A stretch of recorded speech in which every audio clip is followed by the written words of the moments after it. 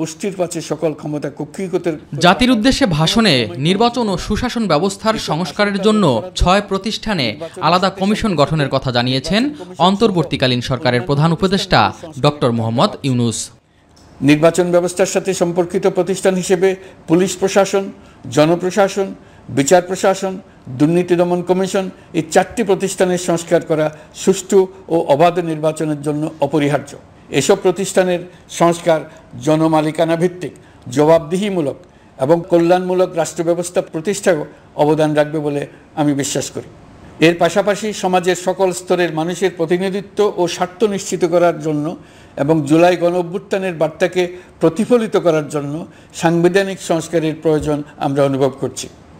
এসব বিষয়ে সংস্কার করার প্রাথমিক পদক্ষেপ হিসেবে আমরা প্রাথমিকভাবে ৬টি কমিশন গঠন করার সিদ্ধান্ত নিয়েছি। এসব কমিশনের কাজ পরিচালনার জন্য বিষয়ভিত্তিক অভিজ্ঞতা বিবেচনা করে ৬ জন বিশিষ্ট নাগরিকের নেতৃত্বে এই কমিশনগুলো পরিচালনা করার দায়িত্ব দিয়েছে। এক্ষেত্রে নির্বাচন ব্যবস্থা সংস্কার কমিশনের প্রধান ডক্টর বদিউল আলম মজুমদার, পুলিশ প্রশাসনে সরফরাজ চৌধুরী, বিচার বিভাগে বিচারপতি শাহ আবু নাইম মমিনুর রহমান, দুর্নীতি দমনে ডক্টর ইফতেখারুজ্জামান, জনপ্রশাসনে আব্দুল মুহিত চৌধুরী এবং সংবিধান সংস্কার কমিশনের প্রধান হিসেবে দায়িত্ব পালন করবেন ডক্টর স্বাধীন মালিক। প্রধান উপদেষ্টা জানান, ১ অক্টোবর থেকে কমিশনগুলো কাজ শুরু করতে পারে। কমিশনগুলোর আলোচনা ও পরামর্শ সভায় উপদেষ্টা পরিষদের সদস্য, ছাত্র, শ্রমিক জনতা আন্দোলনের প্রতিনিধি, নাগরিক সমাজ ও রাজনৈতিক দলের প্রতিনিধিরা উপস্থিত থাকবেন। পূর্ণাঙ্গভাবে গঠিত হওয়ার পর কমিশন আনুষ্ঠানিকভাবে তাদের কাজ আগামী ১ অক্টোবর থেকে শুরু করতে পারবে বলে আমি আশা করছি এবং এটি পরবর্তী ৩ মাসের মধ্যে সম্পন্ন হবে বলে আমরা ধারণা করছি। কমিশনের রিপোর্টের ভিত্তিতে ছাত্র সমাজ সহ সংশ্লিষ্ট সকল প্রতিনিধিদের নিয়ে পরামর্শ সভার ভিত্তিতে সংস্কার ভাবনার রূপরেখা চূড়ান্ত করা হবে বলে জানান তিনি।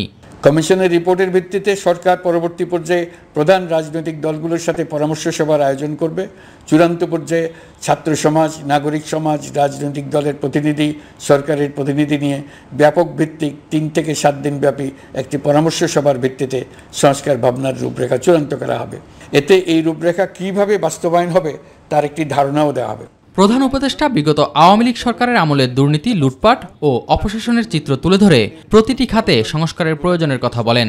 তিনি এসব বিষয়ে প্রতিটি নাগরিককে যার যার অবস্থান থেকে সচেষ্ট থাকার আহ্বান জানান। কাউকে আইন হাতে তুলে না নিতেও সতর্ক করে বলেন, কেউ আইন শৃঙ্খলার বিঘ্ন ঘটালে কঠোর ব্যবস্থা নেওয়া হবে। আপনারা নিজ নিজ জগতে সংস্কার আনুন।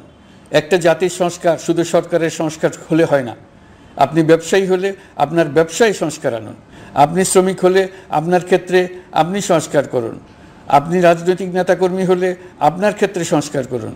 আপনি প্রতিষ্ঠান প্রধান হলে আপনার প্রতিষ্ঠানে সংস্কার আনুন। আমি এটাকে সুযোগ হিসেবে গ্রহণ করার জন্য সবাইকে আহ্বান জানাচ্ছি। এস এম আরিফ, মাই টিভি, ঢাকা। প্রতিষ্ঠিত করুক।